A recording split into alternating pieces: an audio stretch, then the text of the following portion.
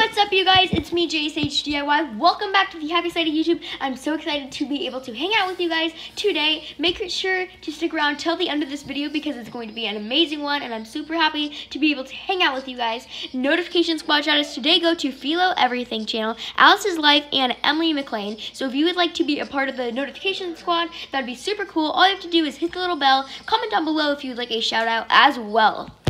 Now, for the very first recipe I'm going to be testing today, I will be testing the Packaging Peanuts Nail Polish Remover Slime recipe. I've seen this a lot on YouTube, and you guys wanted me to test it out, so I'm going to be testing it out right now. Basically, you need some packaging peanuts and some nail polish remover, and I got these packaging peanuts from an Amazon package, so they were actually free, and then the nail polish remover I took from my sister. So you just want to add a little bit of the nail polish remover on top of it, stir it a little bit, and let it sit. After you have let it sit for around 30 minutes, the packaging peanuts should have shriveled up a little bit.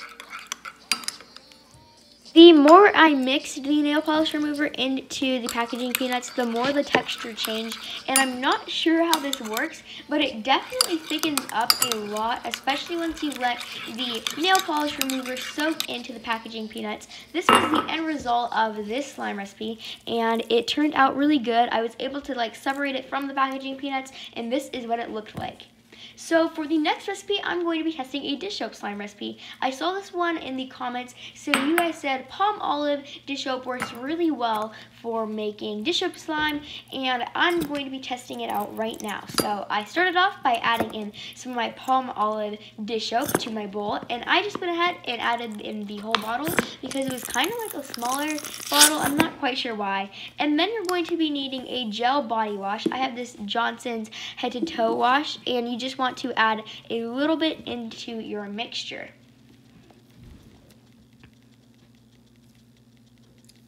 The reason I'm actually going to be testing this recipe is because it's really unique. You'll also be needing some listerine, and I thought this was like nothing I have ever seen before, so I just got a bottle of listerine, and I had a little bit of a struggle opening it up. I don't know why. I'm terrible at opening things up. Comment down below if you're bad at opening things up as well. And then you just want to pour in a little bit of the listerine. Not quite sure what this does, but you guys said to use it for the recipe, so I did this. And you're supposed to let it sit for around 30 minutes again, and then you're supposed to go ahead with your spoon and stir the mixture up. And when I was stirring it up, the texture did thicken up. But the thing is, I don't know what the Listerine did because the texture had already thickened up before I added the Listerine. And when I was mixing it up, it was making weird clumps. And then it ended up basically, after I mixed it a ton, looking just like shaving foam. And it was making a huge mess. So I decided to put it out on my counter. And then once I put it out and I was mixing it, it was making an actual texture that seemed kind of like a cloud cream slime. So this was super cool, especially because it's basically like a cloud cream slime without the fake snow. So this is a double recipe, and this worked out really well. So I would definitely suggest you guys testing this one out for yourselves. Okay, wait, 1 second, I'm just trying to film. 1 second, it just needs to be quiet for a second. This next recipe was sent in by one of you guys on Instagram. The Instagram of the user who sent this in was Pineapple Boba. So thank you, Pineapple Boba, for sending in this recipe. She said you can add vanilla to your bowl and then add some ground cinnamon to this vanilla, and it should make kind of like a soft Play-Doh slime recipe, and it's supposed to be non-toxic, and I have never seen this recipe anywhere, so I might be the first one to bring this to YouTube, so I'm super excited. So I added in the cinnamon, and I started stirring it up, and I thought I might have not added in enough vanilla, so I took some more vanilla and I added it into this mixture, and it kind of felt like that, I'm not sure how to describe it. I've seen it on Instagram where they have those sand and they cut the little layers.